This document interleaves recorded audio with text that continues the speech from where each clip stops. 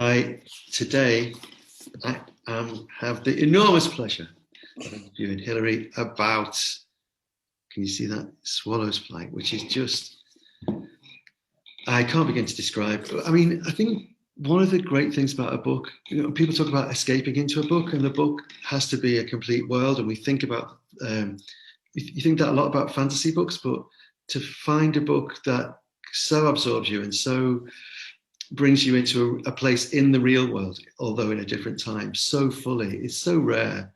And I really felt I mean, it's a weird thing to say because it's about a difficult time, but I felt I was on holiday reading it because it's set partly in a very glorious summer as well, isn't it? And exciting things. It's a really, truly wonderful book, Hilary. I'm awestruck by it and so grateful to have had the chance to read it and to talk to you about it. Oh, don't say that. It's full of errors, but thank you very much.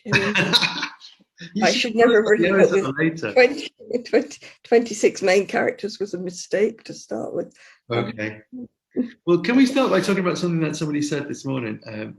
I've forgotten her name. Eagle. Judith Eagle's mother, her mum, was lent my book to read the other day, and she's a Quaker, and she said it's the most pacifist children's book I've ever read.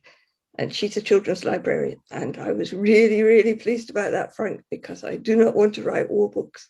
I want to write peace books. Yeah. And Judith's mum got it. So, there we are. One of the things that popped into my, I mean, that's a brilliant comment, and it says everything.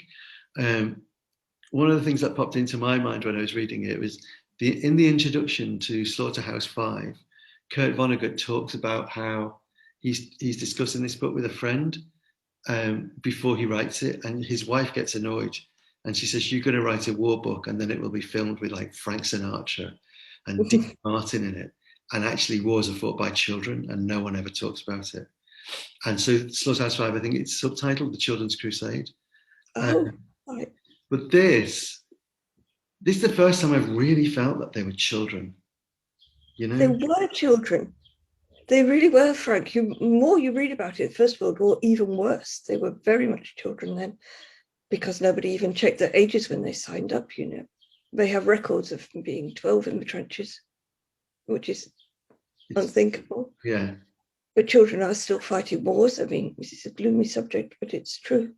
They were children. They had no experience. If I was running the country, nobody under 60 would be in the armed forces. I'd have grandmas and the WI and the round table, and they'd have to sit around on deck chairs because their legs wouldn't hold up, and there wouldn't be these horrible wars. There'd be a lot of nagging and comparing and saying, don't look at me like that. But there wouldn't be these wars. It'd be an awful lot better if I was in charge. Yeah, I always knew it. I already knew it would be a better country with you in charge, Hilary, but now we're getting down to policy specifics. I can really see it. Well, it would work, wouldn't it? Gosh. I used to go to Belfast a lot in the late 70s and 80s, and everywhere you couldn't go to Marks and Spencer's without being searched, proper body search by these bullshit young people. Now, if it'd been grandmas doing researching, what have you got that in your back for, or missus? It would have been a different world. Yeah, they would have been more thorough, for one thing. More thorough. More intimidating. Slower, yes. There would have been a bit of gossip. Be more like a supermarket checkout, I think. When they say, oh, he's screaming, isn't he? Give him a lolly, one word.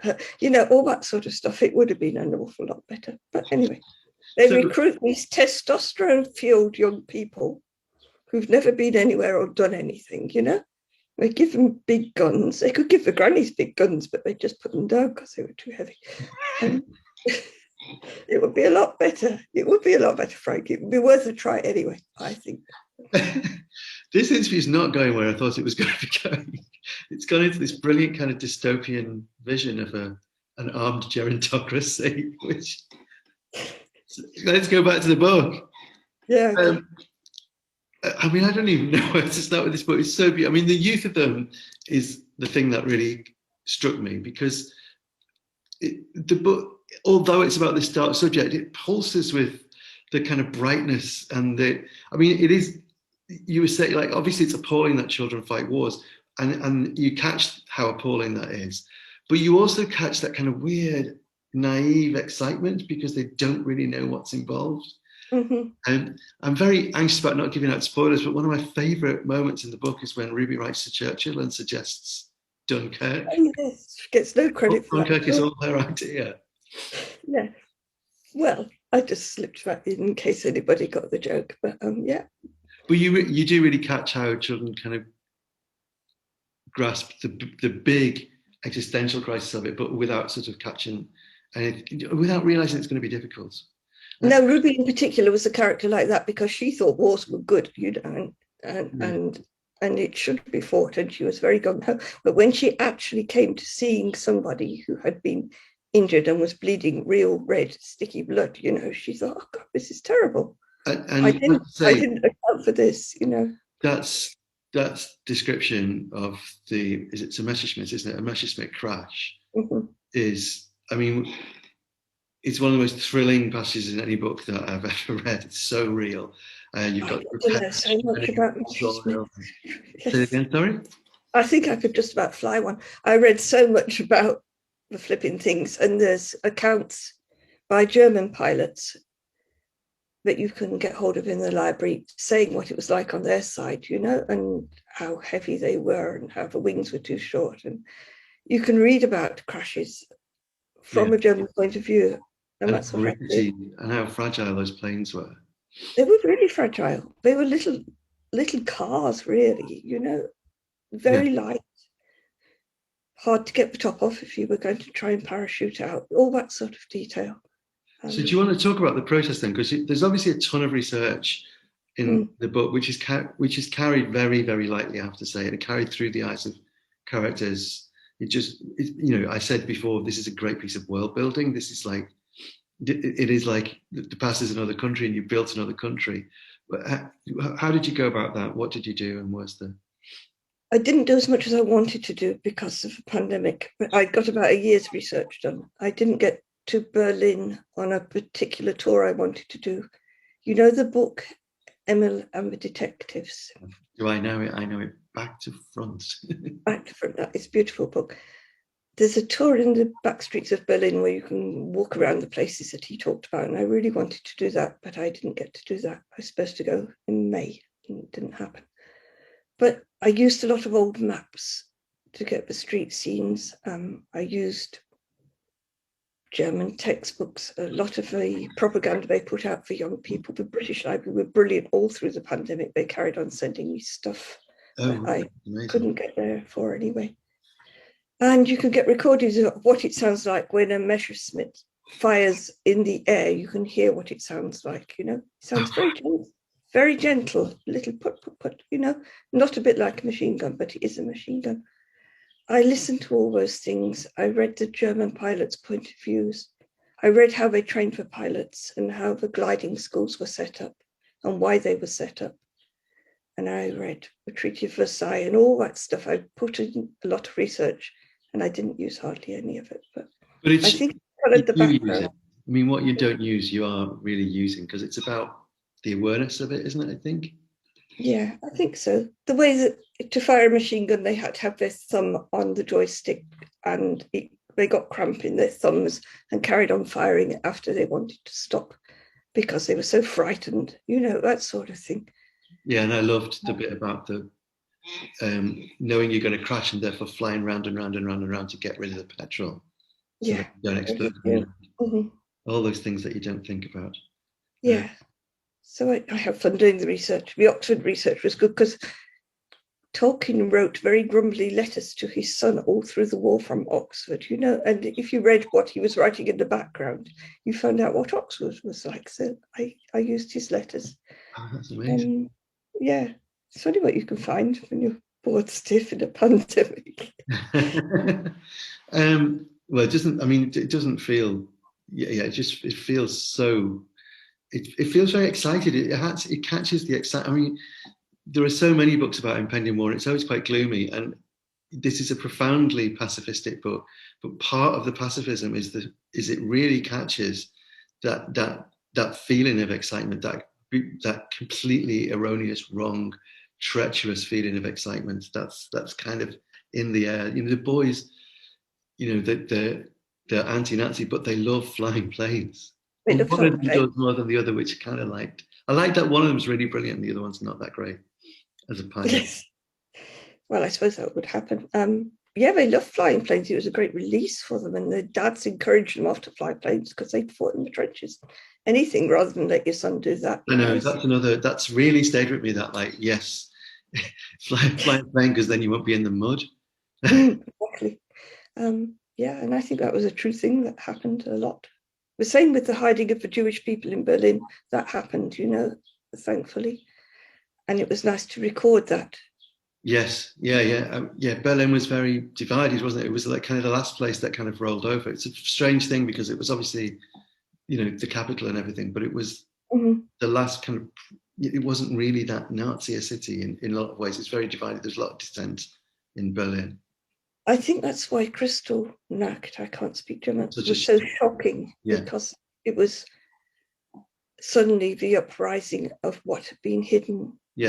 The Olympic Games, it was all hidden away. And then it happened, and I think it shocked a lot of the Berlin people as well as the rest of the world. And that's what it was meant to do. Yes, and Berlin really suffered. I tried to do that Emil thing, the Emil tour, and the most striking thing about it is that nearly everything that's in Emil's sectors has gone because it was all bombed. So you can find little traces, but like the Cafe Josto, which is like the big hangout, it's all gone because it was all bombed flat. It's vanished.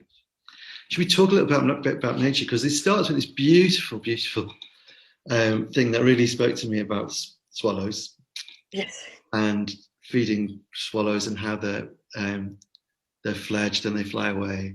And the zoo is such a great thread through the book, and it carries so much because it connects the boys to flight in a natural kind of ecstatic way, and it is their aspiration. They want to go and work in the zoo, so they've got this kind of vision of peacetime and what it will be. Yes. And they hang on to that while they're having to be Luftwaffe pilots. They hang on to that sort of fairy tale story they built up for each other and joke about. It's their retreat, really. So where did that come from? Well, I had swallows when I was a little girl, when I was about 8 or 9 years old. The year before, I remember I'd had them, the nest had fallen down, and I tried to rear a baby swallow and failed, and it died. And in those days, Frank, there weren't these wildlife rescue places, so it was, my dad would say, pull its neck and get the suffering over with, or I would take it to the shed, do my best, and they didn't survive. But one year I had 2, and they were pretty well fledged. They had their pin feathers through, but they weren't ready to fly. They had about another week to go. And by then I'd learned that they're not going to survive on anything but what the parent birds feed them. And for a few days, kids were allowed out of the streets, and I searched for streets. I scraped every rose bush within miles for green fly. I caught flies and flies and flies, and I managed to feed these 2. I gave Eric 3, but I only had 2, and that was enough. 2 birds up to flying point, which was the greatest triumph of my childhood. I really think the moment they flew off was wonderful, absolutely wonderful, because I didn't think it could happen, and it did happen, and it was very, very tiring. So I used exactly that in the book. I mean, only I gave some friends to help. But I still remember running up and down the streets with a teaspoon, thinking I've got to get a teaspoonful and get it. And you'd shove it in, and it was gone in seconds, and off you go again. From dawn. You wouldn't let your kids do it now. But anyway.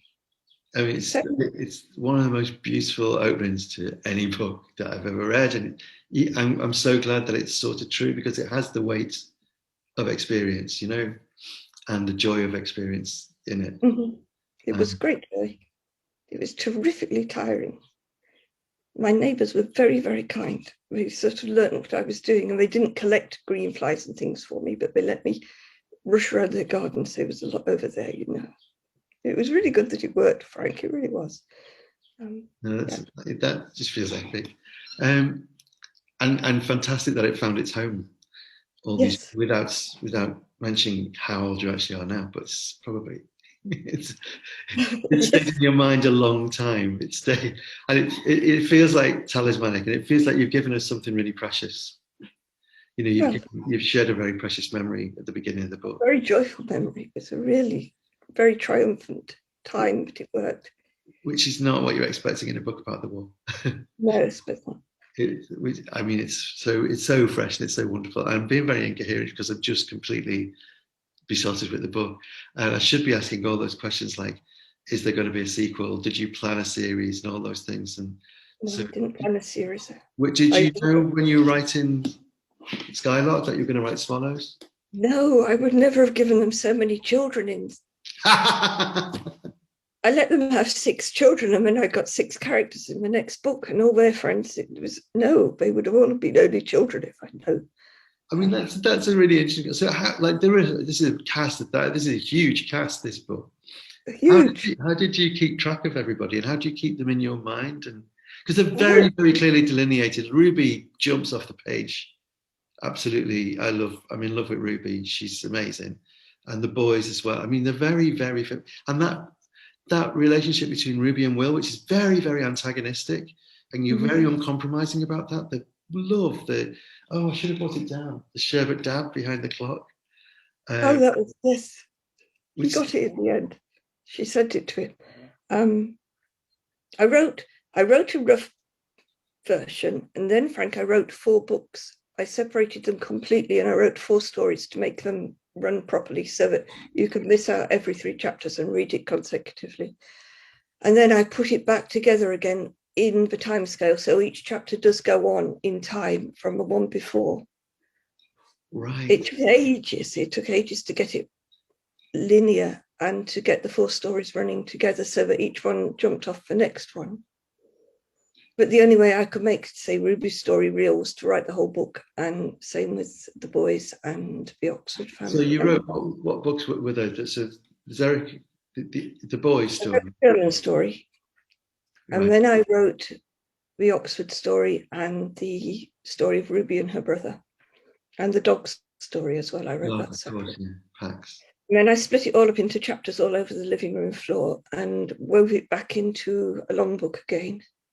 It really doesn't. I mean, that process is extremely familiar to me because I used to write Coronation Street. Yes, I know you do. And that thing of like having to find a story that drives everything, but having to spin the plates of the other stories so that when this one runs out of fuel, you have to pump the other one up. You know, that must have been good fun. It was fun, but the practicalities take over everything because it's also about actors and sets and things like that. But I never caught that reading the book. I should have spotted that because that's what I did for a living for years. But it felt very. It never felt like you were dropping one. Quite often, when there's a book like this where there's several stories going on at once, there's a story that you like best. And you kind of feel. I was really afraid that people are going to pick a story they like best and just want to jump the others. Yeah, I mean, I've done that. I mean, I'm trying to think of books, but I've done that in. This never felt like that. I think maybe because of the unity of time, because it's a very specific moment that everything's building up to, but also you had this very strong sense that this was going to pay off, that they're going to meet, and also just because. Each of the characters, there isn't a lesser character. There isn't a dud in the mix. There isn't. That's nice of you to say. There were in my head, there were some characters who took ages to get off the page and talking, absolutely ages. Ruby's horrible brother, Will. It was very hard to make him talk in any way that you could care about him as a person, as opposed to an unpleasant bully. It was very nice to redeem him at the end when he finally clicked, that he could perhaps be a bit nicer than he had been in the past. Yeah. And I just noticed in the notes that you said that Venetia Gosling, who was my editor for a while as well, had kind of sparked this. So do you want to tell that story? Yes, we were talking about a sequel to Skylark's War, which is First World War, and which I hadn't planned to do. And I said, I just don't know where to begin. And Venetia told me about a Battle of Britain story in her family. And I think they were in Kent. They were definitely on the south coast anyway, and they were a farming family. I think they still are. A very young girl, I think very young teenage, if that. And it was a sunny day. and an airman was shot down in a dogfight, and he came down on the farm, and she was by herself, and she rushed to his rescue. And that was all that Venetia knew for certain of the story, except that he survived. That was the other thing. And I think the families are still in some sort of contact. No, But I couldn't say to that. But it certainly happened that a young girl rushed to his rescue of a shot down airman. And I think Venetia said she took the wheelbarrow, but I'm not sure about that. So I didn't put it in the book, and I couldn't no, get you hold of put it. the potato fork in the book. The potato fork, yes. Yeah, that was there. I mean, that is. My mum remembered dog fights as well, so I had her memories too. Yeah, well, I mean, my parents lived in Liverpool. It's like they lived through months of blitz. And yeah, that was so this was amazing to read this, because that sense of how low the plane is, and you said the wheels were huge, and the smell of it, and how impossible it seemed. You know, the weight. There's a line about the weight as it's coming in. You could feel how heavy it was and how impossible that it should be in the air. It's wonderful. I mean, like, really, we should wrap up, because if it goes on too long, nobody will want to watch it. But I don't really know how to end this, because I just want to keep talking about it forever and ever. It's so nice of you. It's so nice of you to have read it so carefully. Thank you very much. I haven't read it. I haven't read it. I've lived in it. Honestly, there are passages in that book that feel I know will always stay with me, and they'll be ultimately they'll be confused with my own memories, because they're so vivid. You know, which is the highest compliment I can pay. That's very, very nice of you. Thank you very much. So maybe we should. So is there going to be another one? God, no, I really hope not. I really can't write another war book. They said, "Oh, well, you've done Land Army and you've done the Air Force. Now can you do one about destroyers?" And I thought, no, I can't possibly do one about naval warfare.